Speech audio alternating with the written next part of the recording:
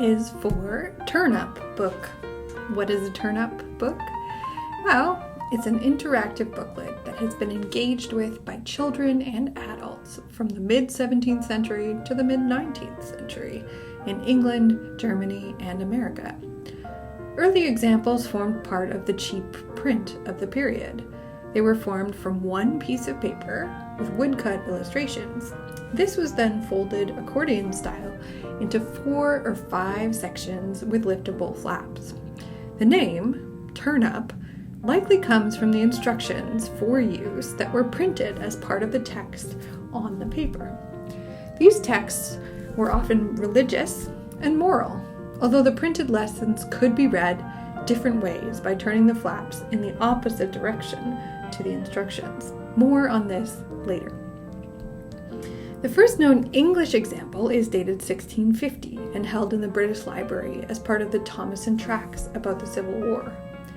It's a single strip of paper, uncut and unfolded, and attached to a large volume. It's called The Beginning, Progress, and End of Man. Religious and moral turn-ups were very popular in America. The strip gradually turned into a small booklet, complete with covers, called, with slight variations, Metamorphosis, or a transformation of pictures, with poetical explanations for the amusement of young persons. They existed in printed and handmade versions in English and sometimes in German. In the mid-18th century, the format was adopted by London printers, especially Robert Sayer. He created didactic turn-ups directed to apprentices and playful ones based on the Harlequin sections of popular pantomimes. These featured the hijinks of the well-known characters of Harlequin, Columbine, and other commedia dell'arte characters. Later, they were used to relay other popular stage adaptations, such as fairy tales. These turn-ups were composed of 2 sheets of paper, with printed illustrations, often from etched plates, and were available in both uncolored and colored versions at twice the price. This connection is likely why this format was called Harlequinades. It's recently come to light that Robert Sayer's first turn-up book was a religious one. Held in the Wellcome Library in London, it's composed of 2 printed sheets from etched plates, but has not been cut, folded, or assembled.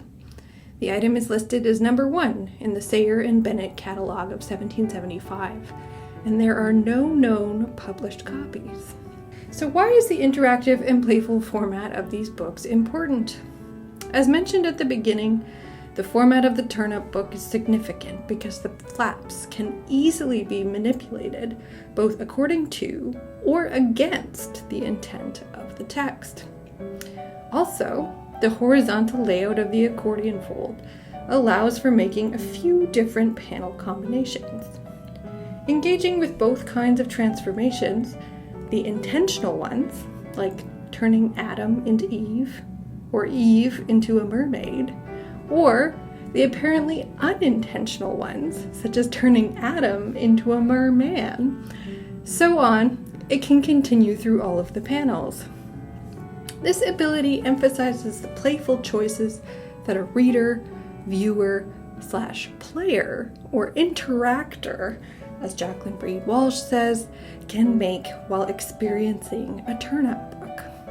This upside-down playfulness was first apparent in the earliest religious turn-ups.